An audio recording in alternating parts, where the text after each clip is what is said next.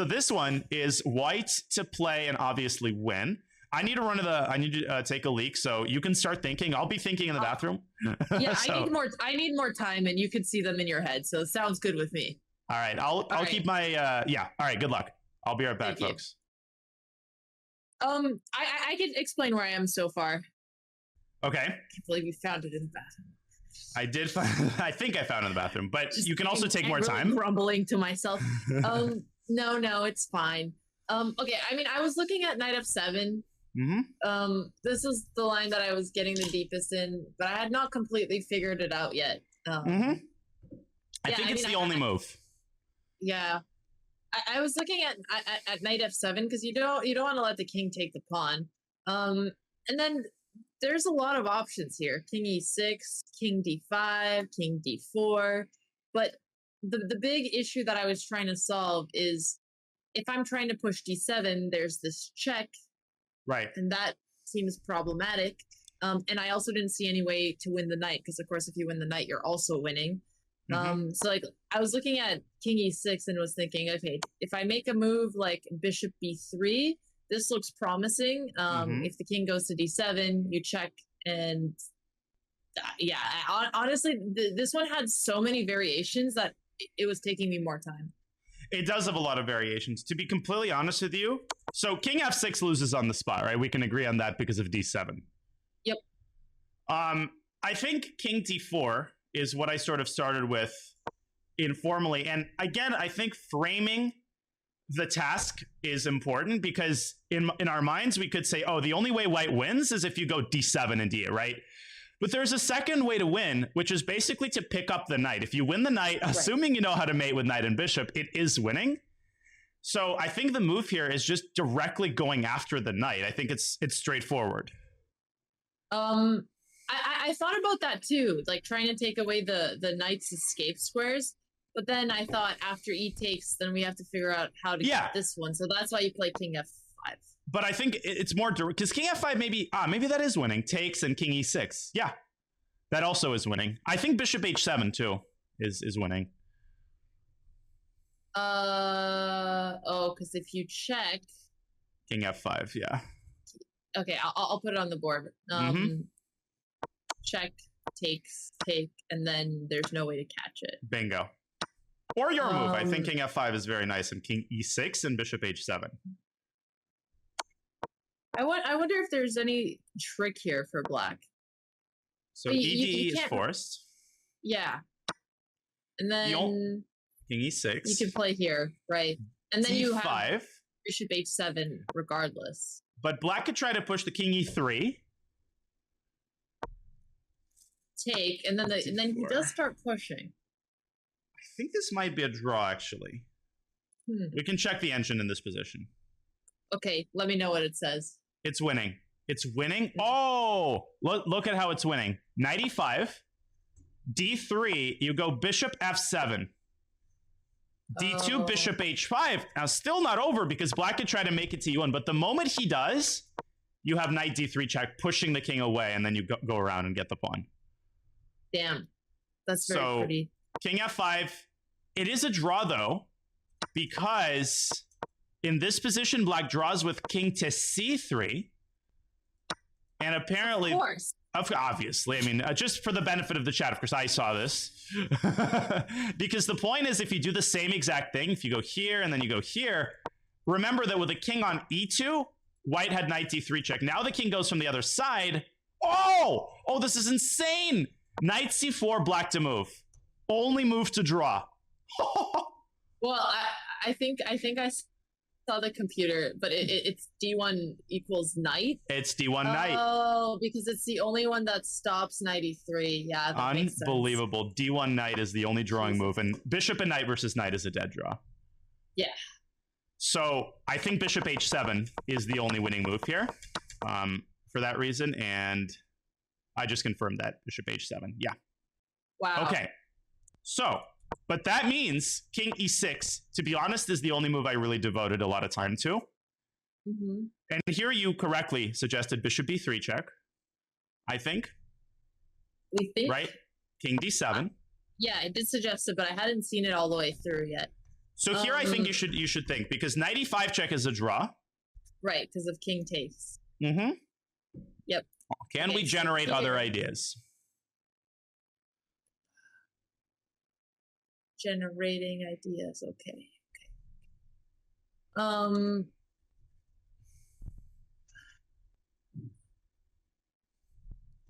And remember, like, don't get fixated on just the prospect of winning the knight. Always keep it flexible. Like, you have two major goals: to push the d-pawn and to win the knight. Your knight e5 tries to go for the first goal. It fails. Is there a move that goes for the second goal? Well, I was also looking at king g5, and if anything like that works, but I don't think it does. Right, but you're still going after the knight. Can you try to push the d-pawn? Yeah, I was looking at that too. I was thinking bishop a4, but I think my issue with that was king e6, and if I push, the knight comes check. Stubbornness. Yeah, which I'm not going to give up on for sure. Okay. You'll see it if you stare long enough at that position. Okay.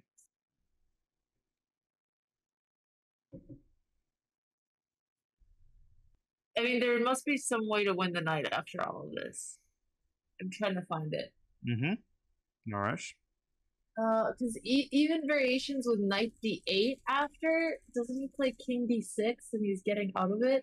But look, yeah, winning the knight is impossible, but there's something else you can do. Of course there is. Is there a... Oh, okay. So I think it's bishop a4, king e6, you push, knight f5, king f4, takes, knight check, king d6, king takes. It's king d at that point, king d6. Oh.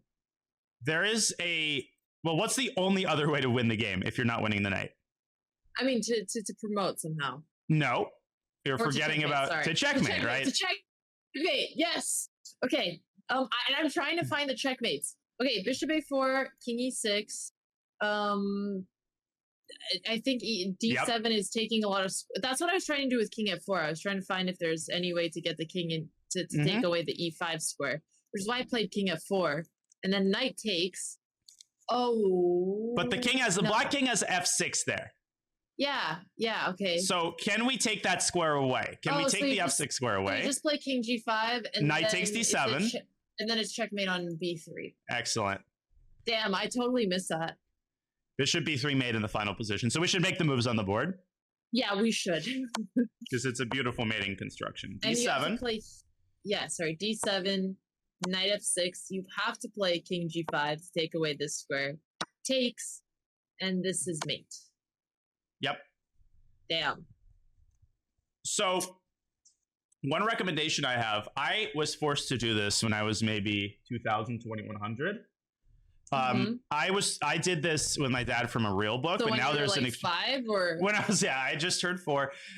There's a chessable equivalent now, which I can recommend. I know people are gonna roll their eyes at this, but again, I did this and it really, really helped me. It's basically accelerating your pace of detecting checkmates. And yes, I was forced to do mate in 1 puzzles by like the hundreds. At that level, there is a chessable course called, I think, mates in 1, 2, 3, and 4. And there's like 1,000 exercises. And I think if you do all of them, you will notice how much better you are at essentially detecting mating nets and mating patterns. And what's the name of this course? I'll give you the link to it. I'm going to go full cam and I'll link you in Discord. Thank you. Maybe I'll do a stream. Stream doesn't end until I've done 1,000 puzzles. It's Mastering Mates 2, 1,111 2-move, 3-move, and 4-move checkmates. How long do you think it would take me to do that? All 1,000 of them? Well, it depends on how much you do per day.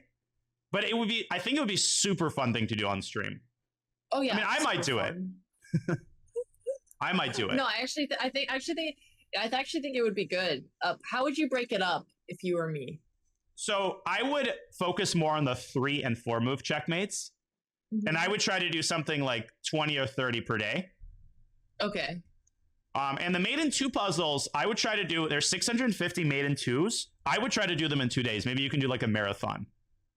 I think the marathons would be fun. Do you think I could do all the mate in 2s in 1 day? I think you could. That would be incredible if you did all 650 of them. Damn. At what point do you think I'd start going crazy? Like about 100 of them into it.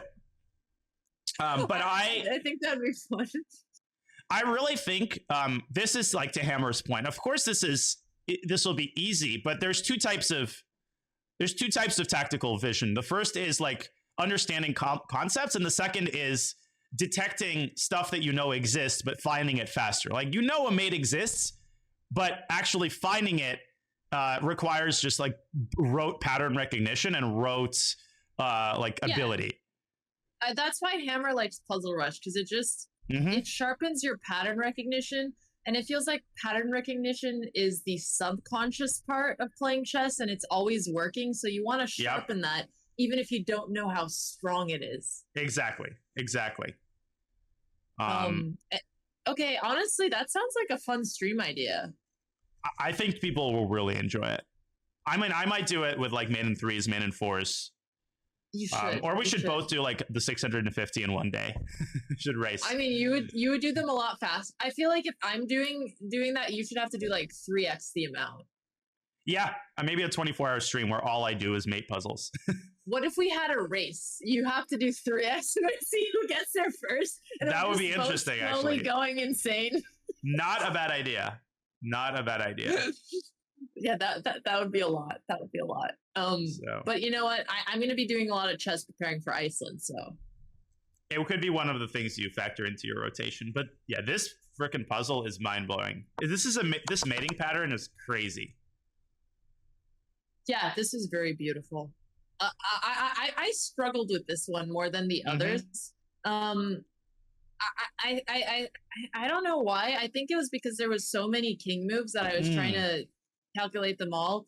And then I thought I found knight f7 maybe 1 minute, so I basically had like 1 minute to start looking at that, and it was just not enough time for me. That totally makes sense. And again, you know, like normally in a classical game, you'd have more time to think. But one of the key takeaways really is keeping the goal flexible, right? But you get fixated on you have to do this one thing.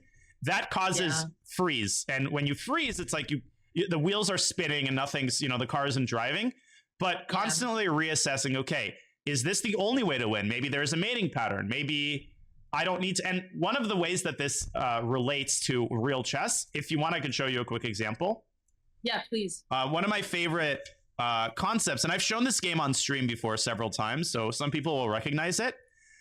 There's a concept that when you're attacking your opponent's king, a lot of people get into checkmate mode, where the only thing they look for is ways to deliver checkmate. Whereas, and I see this in Puzzle Rush a lot too, yeah. Whereas, let's say 50% of attacks, the logical conclusion is actually not to checkmate, it's to win material. It's to use the weakness of your opponent's king in order to somehow win material. So here's an example from one of my games. Maybe I've shown this. I don't think I've shown this to you. I don't see the position yet. So now I think I just pasted it. Okay, cool. No, I don't think I've seen this before. Awesome. I think you'll enjoy this one. So it's white to play. I cut through some of the BS earlier in the game. We got right to the critical position. So white to play and win. I won't give you any other information. I'll let you think about it for a bit. Okay. I'll think about it, and I'll let our chat think about it too. Awesome. Too many pieces, says Rough Garage. True. So remember the theme here, which is that I've muted myself in Discord. It's like you look at Black's king and you're like, okay, queen h8, queen h7 check. But the tactic has nothing to do with delivering checkmate. Studies are. I mean, endgame studies are hard, but they're nice because at least there's not so many pieces. They're clean. Yeah, they're cleaner. Queen h8 looks very juicy. It does. What does it threaten? Rook h7. Are you sure that's a threat? I was before you asked me that question. So knight takes, let's say I let you play those moves. Queen h8, rook h7. You play knight takes h7. What, an a6? Yeah. Oh. Random sorry. move. Okay. Well, this was what I was. Oh, I was calculating this, but that makes sense because if you play here, I could take with the knight. Okay. So, So let's say I go king e8. Okay. King d7. Oh, you're right. It's not. And it's messy. And it's important when you're calculating to label that. So you don't know what the evaluation is here. It could still be winning for white, but this is very undesirable because it's messy and it's hard to evaluate, and you want to avoid positions that are hard to evaluate. That's true. So that's true. Some people are suggesting e6, by the way, after king e8, but it's too friggin' slow. e6, king d8. Yeah. I run. Yep. I run. Yep. And this is checkmate mode. Mm-hmm. This is sorry. I need to help my task rabbit with one more thing. Do you mind giving me another? Do your thing. No rush Thank at you. all.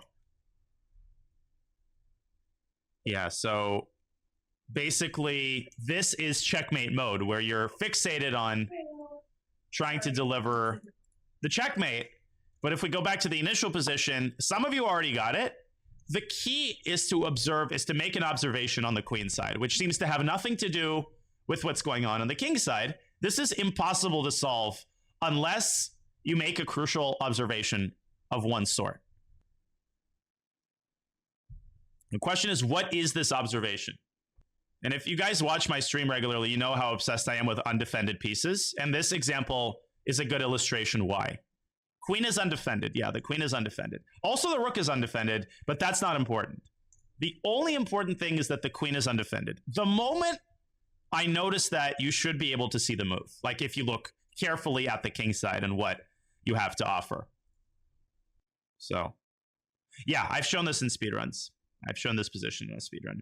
Because I think it's such a clean illustration of this concept. So I don't like showing the same thing over and over and over again, but I have other examples, but this is like very, very clear cut, So we'll see if Alex can find the key move once we get to the right observation. So queen h6 doesn't create any threats. Queen h6 doesn't create any threats. Yeah, at test, you got it.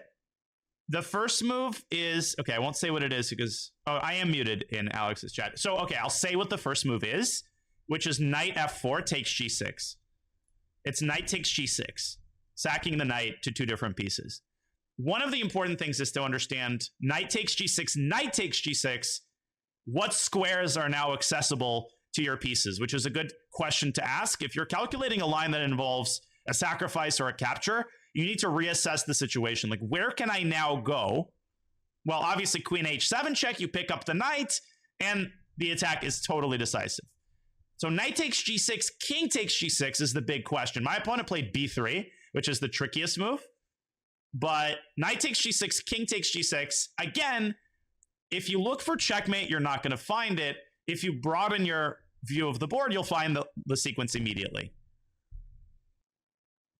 Yes, as you can see, this is my game. I was playing white here. This is Riga 2016. Yeah, okay. Hopefully Alex is back soon and we'll tackle this one. No, I'm done now. One of my friends was supposed to come because they might want to rent one of the rooms and live with us. Mm-hmm. And I totally missed all of their messages, so I don't know if they're going to come today anymore. Okay. It's okay. So the chess has been so fun. You can take, if you need to like do your thing or go, that's totally fine. No, I'm actually done because Andrea's home, so she's I texted my friends, they know Andrea's home, so we're all good, and I'm back to this position. Okay, so awesome. Now, just to make sure we're on the same page, we kind of rejected queen h8.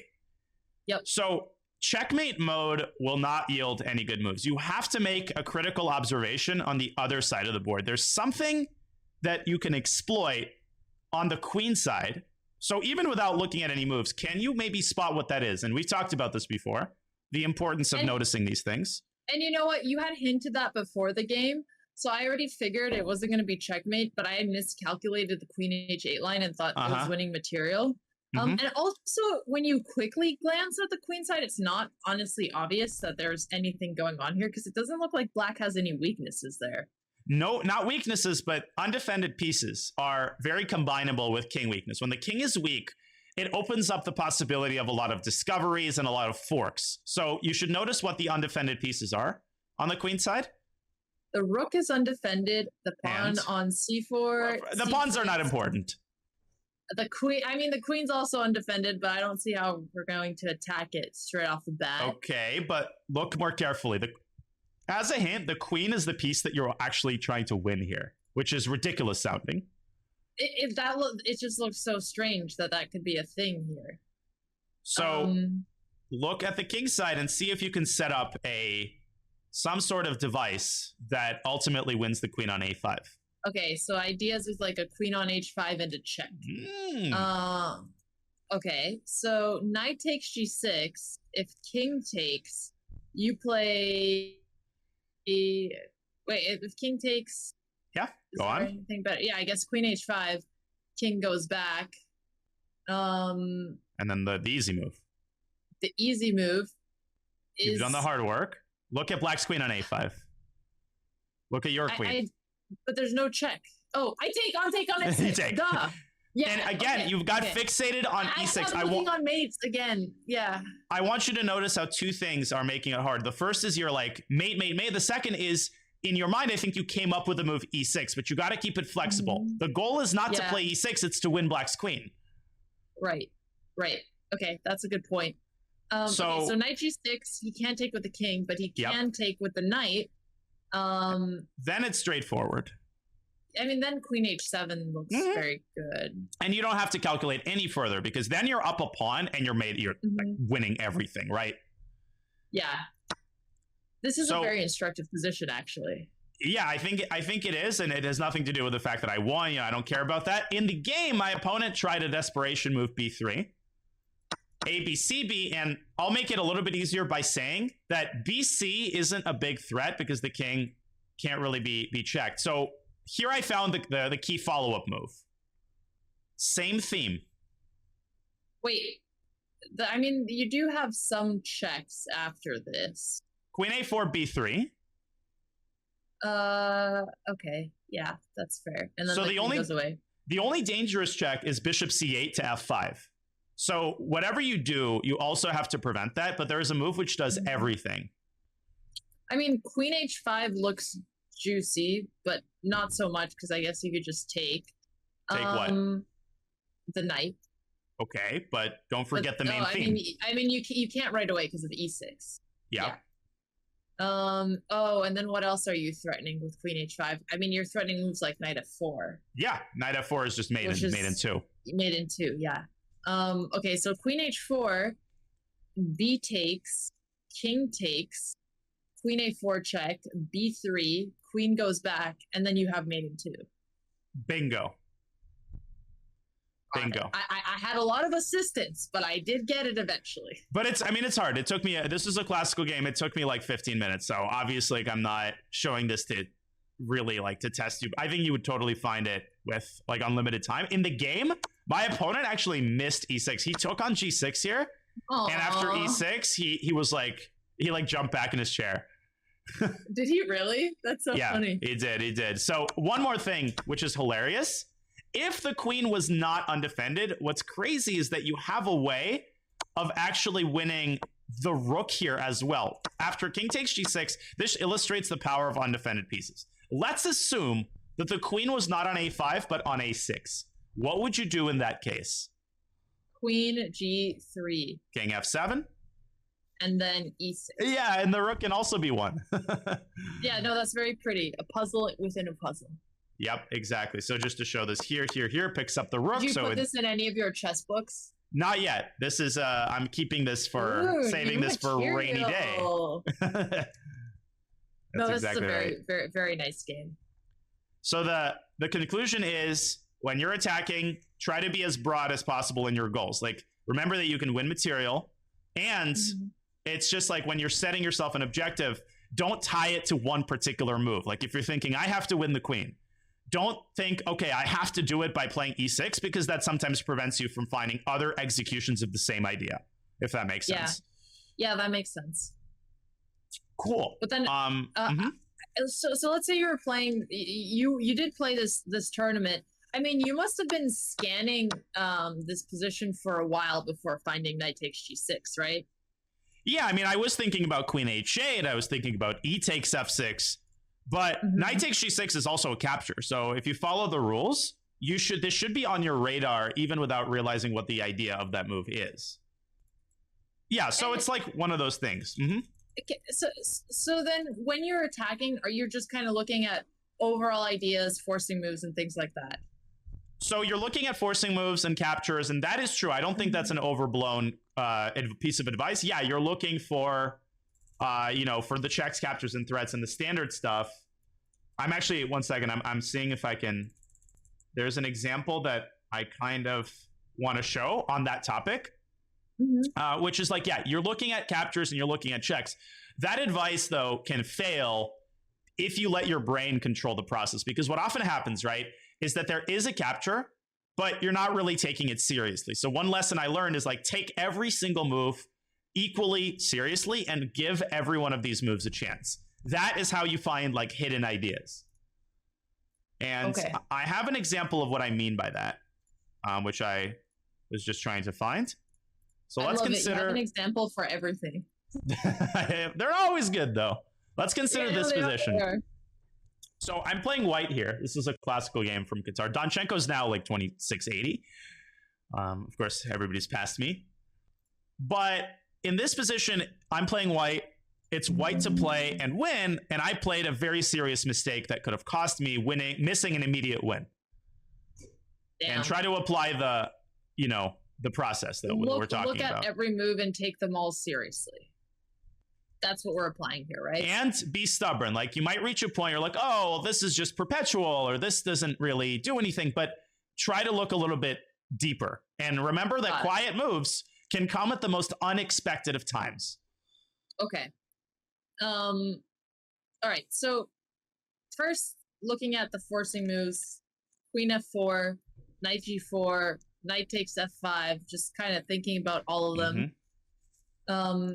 So let's see. If we play queen f4, since that's the easiest one to calculate, let's say king g7. And you are down material here, so it feels like a draw would be a good thing, but no, because I know that you could do better than that. Also, black's king is in such a bad spot. You would want to... Yeah, that's true. Okay, so me being stubborn here, I would think more than just this check, but I don't think this is the line. I mean, you could also take on f5, but that's not good. And your king is kind of escaping, so I don't think queen f4 is a good move. Nope. Okay, cool. The other thing is, I wish if our king had an escape square, I wouldn't be worried about these back rank checks, because that would force me to bring back one of my attacking pieces, because then there would be ideas like knight f6 maybe could be interesting. Okay, let's see. So other ideas. So you've already named them. Queen f4 is ruled out. What were your other candidate moves? So knight g4. Okay. Knight g4, you have to take with the f pawn. And does that do anything? Like, is there a way maybe to win a rook by doing that? Not that I see. Because you still get this check. And your back rank is weak. So even if you were to win the rook, you would get mated. Yeah, exactly. So I don't see anything with that. Okay, third candidate move. Okay, so knight takes f5. Okay. It feels like he should take, and then we play queen f6 check. Yeah. Okay. King h5. You take. Oh, wait, actually, you don't. You could also play g4 here. But you don't need to do anything, because you know for a fact in that position you could take the pawn and come back to f6 and you get the same position without the f pawn. Does that make sense? Wait, sorry. Say that again. So we can make the moves on the board. I mean, this isn't really about visualizing. So it's, if you look at this position, you don't need to think about anything other than queen takes f5 check, because you can get this exact position with the pawn absent from f5. Yeah. You're right. How could you do that? I was thinking about, I mean, you could just repeat the position. Yeah. And now, with the pawn gone, you get a whole host of other critical ideas. And in this position, this is maybe the hardest move to actually understand. Okay. Well, so h3 looks like a nice move to consider here, because you're making space on the back and you're also threatening checkmate. What is the issue with h3? Let's say queen d1 check, king h2. And then maybe like rook g8 to stop it. But I don't think it's queen f7 because he blocks. You could also just push g4 and make him sack everything. Bingo. And this is where the second piece of advice comes in, because in that position, you could spin your wheels and not find checkmate. But the queen endgame is actually not even close. It's so easily winning. So if we make the moves on the board, like h3, you can go ahead, queen d1 check, king h2, rook g8. This is what I actually missed. I calculated up until this point, and I thought, oh man, I have to go into a queen endgame, and it's not going to be easy. I didn't take it seriously. Wow. So queen takes g4. Are there any checks at all, even hypothetically for black? The answer is no. So what is the simplest thing you can do? Try to win a pawn.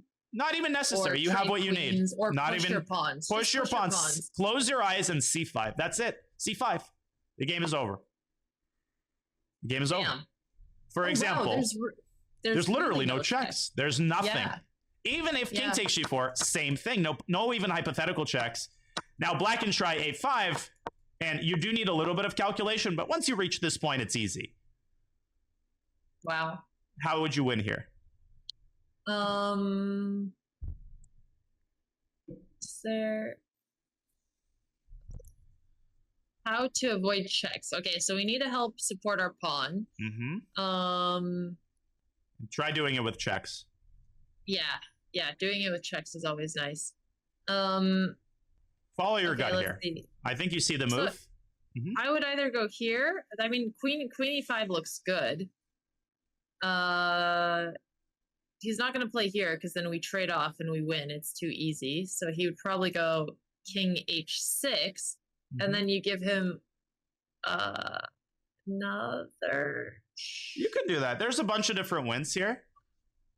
I think here you could check here. Nice. Well, I think queen f7 is even easier in this position. I think queen f7, it ends the game immediately. Oh, okay. I guess queen f7, I was like, oh, I still need to think about these checks. Right. But now you have queen f8. True. And c8 queen. And then... Yeah, okay, and then you block with the queen. Oh yeah, that makes sense. That's even easier. But even if you don't block with the queen, one small piece of advice. Sorry to, I feel like I'm talking up a storm here. No, you're educated. You're doing great. So one thing I've learned from experience is that you should not be afraid of what I would call checks in an open board. It's incredibly rare that a perpetual happens when your king is able to run into the center and there are other pieces around. Like obviously if white didn't have any pieces, then black would be able to check forever. If you have even a single queen, chances are you can escape a barrage of checks. And I think people really get scared when they see a series of checks. They don't realize often that when the king runs into the center, you will find some way to block a check with the queen. You will find some escape route. So intuitively, even if there's no queen h3, you can conclude that this is like completely winning. Okay. That's I have an example of that too, but we don't have to delve into it. Do you just have examples of everything? It's not, it's more that I think of. So a lot of the times I think of a game that I played that encapsulates the theme. And you know, I quickly find it in Megabase. So it's not like actually magic, you know? Yeah, but it does feel like magic, which is awesome. This game also features a really nice tactical exercise, so only if you want. Let's do it. Nice. Okay. And you could totally say no. Like I'm not pushing you to do these exercises. Tanya, you're giving me free lessons. I am nothing but grateful. I appreciate it. This is really fun. So this is another one of my games. There's a really nice tactic that it starts with. So this position was reached.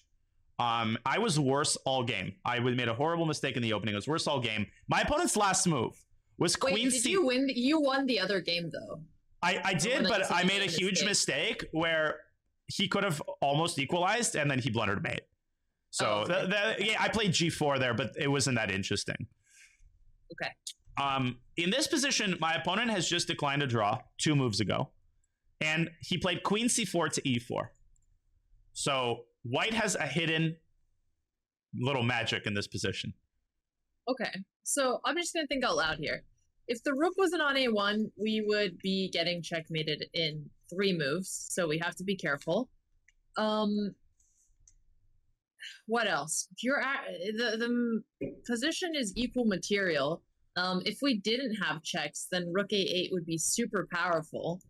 Is there any way to get out of those checks? Like, let's say we played king h2, with the idea of playing the rook to a8. This rook needs to stay there because it has to defend f6. So just to see if it's a real threat, let's say king h2, queen takes e5, and then rook a8. What are we threatening? We're threatening checkmate in 1, which looks pretty serious. And at that point, you'd also be threatening to take the queen. So I think rook a8 is a serious looking threat. That being said, I guess if you play king h2, you also have queen f3. Exactly. The f2 pawn is undefended, so black will start harassing that pawn, and you're not going to have the time to play rook a8. Well, that is annoying, isn't it? Okay, so that doesn't work. What other kinds of moves would I consider here? To interrupt you really quickly, this is where it's important to extract the positive from the line you just calculated, which is that you now know what your objective is. You need to go rook a8, and somehow you need to tactically prevent the rook c1 mechanism. Right. That's a good way to put it. Yeah, either the rook c1 mechanism or the weak f2 pawn. But I guess that is a hint. Queen g5 is an interesting option, because it's keeping the pressure on f6 while also defending c1. But it removes the mechanism. What's your threat after queen g5? It does remove the mechanism, which is why it was just a suggestion. Sorry, I was not trying to cut you off. You're not. I like it. It's fixing my thinking. Okay.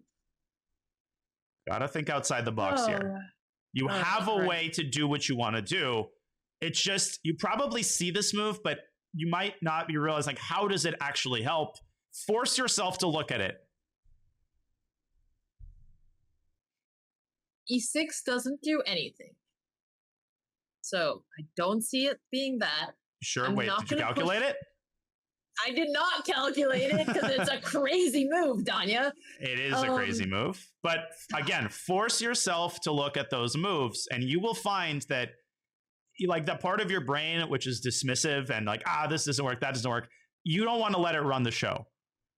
Oh, okay. So e6 is already a little bit interesting because f takes e6 doesn't work because of queen e7. And then you're opening the file for your rook. If the king runs away, you have queen g5. So that means that if you play e6, black either has to take with the queen or the rook. Okay. Let's say he takes with the queen. That just feels a little bit more defensive.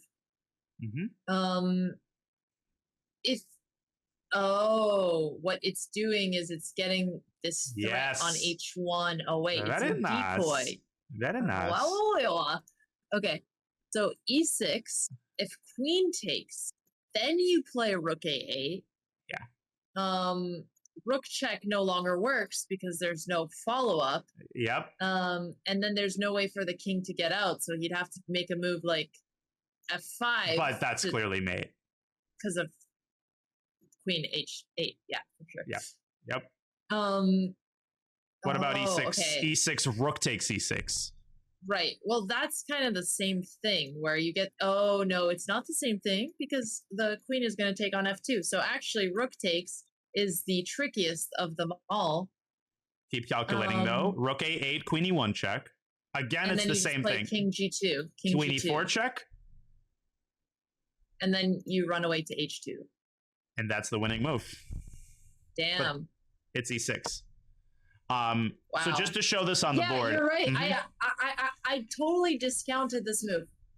And I've noticed this in your thinking, which is you normally see the move like within a couple of moments. It's so important not to dismiss really anything in chess because that's creativity and why some players are more creative. I don't think it always is like pure talent. I think it also is open-mindedness and the ability to give certain ideas a chance when you're tempted to just discount them. But you had to kind of understand all of these ideas to even consider e6. Because the creativity isn't coming out of a void. It's coming out of a larger plan. True. Right. You got to spot we should show to the viewers like rook a8. First of all, some people were proposing this, which is not the best move in the world because the rook defends. But not in a good way. Exactly. So rook a8 is a move everybody should see. I can tell they're my viewers. No, I had some people suggested. Not trying to laugh at anybody. So this gets checkmated, right? Rook h1. Yep. So the goal is to somehow force this mechanism to fail.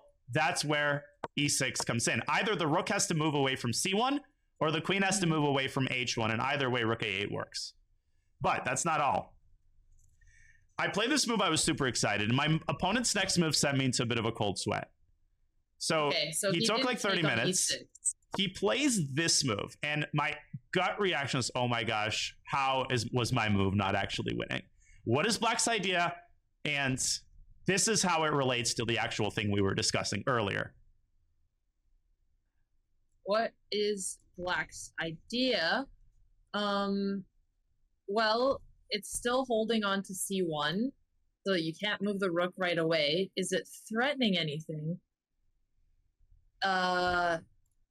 Is this a threat? Not right away. Don't discount it. Damn it. Rook g3 fg. Black can try what? Perpetual. How? Or well, is there really a perpetual? Well, what is Black's attempt? Like before even trying to calculate it, what is the actual idea after rook g3 fg?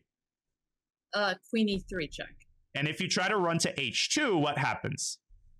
And if you try to run to h2, then you actually do get perpetual. Yep. How? Because you get queen f2.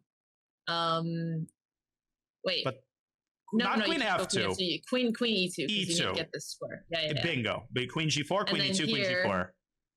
Yeah. Are you sure you can't run away with king g1? Well, that's exactly the point, right? So I played e takes f7.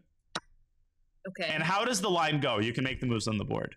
And you did tell us when it's an open position, you are going to be able to survive it. And there's one reason you survive it. Go on. Because the king runs towards the center? Yep. Run right toward the center. Queen f3. Run, Queen e3. Run. Queen d3. Well, when you try to take... I guess this doesn't even work. But notice that queen is guarding the d3 square. This is why I said when there's a queen on the board, normally that queen is going to guard a crucial square and disrupt the perpetual mechanism. Queen g1 check, and at this point, it's very easy. How would you propose to run away? I mean, you could just play king c2, because then you have the queen to block, and if he takes, you promote. But what if I try check on c5? I'll try to defend stubbornly. Let's see how quickly you can run away from the checks. Okay. Still some finesse required. All right. Can't I just keep running upwards? Okay. Check. Yeah, that's the principle. You keep running toward the center, and eventually you just... That's it. Queen c6 check. And at this point... block. And the rest is easy. I mean, queen c2, whatever, queen d3. It's easy. Is it? Well, actually, you have to be careful. Yeah. Okay. King e5, that's it. King e5, queen b2, queen b2, queen d4. And you move the king away with a check of your own. Nice. Yeah. Welcome all. But it is intimidating. How far into this did you calculate when you took on f7? I calculated up until once I saw that queen d3 was not possible. I stopped my calculation because I also understood that the rook is untouchable. If Black captures the rook and it's not a check, I will always be able to promote. So I did not calculate past this move. I knew that I would be able to block with my queen and it would be easy. Okay. Wow. And there's a lot of cool examples of this where you just have to realize intuitively that anytime the king gets into quote unquote an open board, now there's a secondary principle here, which is that sometimes, especially in queen endgames, it's not enough to just say, oh, my king's going to get out of the checks. What you need to do is like chart a course to the right square. And once that happens, it makes it oftentimes a lot easier to figure out that there's no perpetual mechanism. For instance, but if you even consider as a rule of thumb, I think it's Uh-huh. always it's comforting to know that you're generally going to be okay in a type of position. Yeah, and once you know the principle, the point of all of this is just to lessen the amount of calculation that you have to do. So really, really quickly, if you consider this position, this is a great example of something where I think a lot of players would be really afraid of getting perpetualed. But if you can chart the course and you know where you're going, you almost immediately understand that there's no perpetual to speak of, and you can just continue doing your thing. So I want you to answer this in 30 seconds or under. White to play. I would G7 because you can get the king to H7. That's solved. That's it. G7, check, continue. Here. Zig and zag. I'd even give you the pawn here. Zig, absolutely. You don't give a damn about these pawns. Yeah, exactly. Yeah, F7 or H, or the most classic line is check. H7. And then, H7. And the final move, and this is the pretty part. Yeah, H8. That is the destination square. Oh, yeah, true. I should have said H8. I just figured. Yeah, I mean, you were right. You got the vicinity. Yeah. You got the vicinity. Yeah. So that definitely helps. That's a bit of a detour, but hopefully that gives you a little bit of something to chew on. No, this was a great lesson. I like the examples. It really helps cement it in more. And I know that some of these lessons I did know like the solution because these were my games, but I still think this was very educational. We did some where we were both solving it, and then we did some where you're explaining things that I think are very important and made very clear. I'm really glad to hear that. I'm having an absolute blast. So this was incredibly fun. I think we build up some momentum. I love this. I'm really down to do these like weekly or whenever you have time. I'm 100% down. Yeah, like I'm actually flying to Utah tonight in 5 hours. What are you going there for? So there's a Utah Chess Association is doing an event like for streamers. Rosen, Gary, me, Nemo, and a couple others are playing, and it's held in this log cabin an hour from Salt Lake City. Wait, that sounds so cool. It's incredibly cool. I mean, I hope we don't all get like kidnapped in that log cabin, but oh god, yeah. It's going to be super fun, and I'm using it as a bit of a vacation, an excuse like not to answer emails for a couple days. No, that makes sense. Good luck. That sounds awesome. Yeah, so my flight's at 7:30, which is by the way the best thing ever. Well, thank you. Why? Because 7:30 p.m. Yeah, like evening flights are the best because you can actually like you can wake up late and I haven't even packed yet.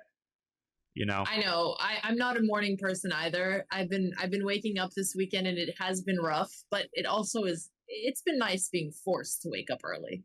True. But really, Alex, I'm a late riser. Yeah, no, I woke up like 30 minutes before our session, so. Well, I love that. I was like, oh, it's 1 p.m. your time, fine. And you're like, yeah, I could. And you still woke up half an hour. Well, it's a Sunday, so I'm usually up around 11, like around between 10 and 11, unless there's commentary, and then I'll wake up at 6. I'm not judging. Damn. Okay, yeah, you wake up when it matters, and that's. But I also I work late, so I feel like sometimes people who do look down on it, they just don't realize that I work more hours. It's just I work much later, so my hours are shifted. No, I get it, because sometimes it's easier to be more productive at night. Yeah, I definitely am. Okay, well, Dania, this was amazing. Thank you so much. I'm down to do it anytime, and good luck in the log cabin. When is the Iceland tournament, just so I can sort of... It's on the 28th. Of April. Or March? No, March, in 10 days. Awesome, so maybe we can... It's on the 29th, but I'm flying on the 28th. We can probably fit in another session after I'm back from Utah. Yes. And this is a great pleasure, Alexandra. You're super fun to work with. Your community is awesome, so I'm always down to do this. Likewise. Thank you so much for taking the time. I really appreciate it. Thanks, Alex. We'll be in touch, and I'll write you to set up the next session. Okay, sounds good. Take care. Thanks, Alexandra. You too.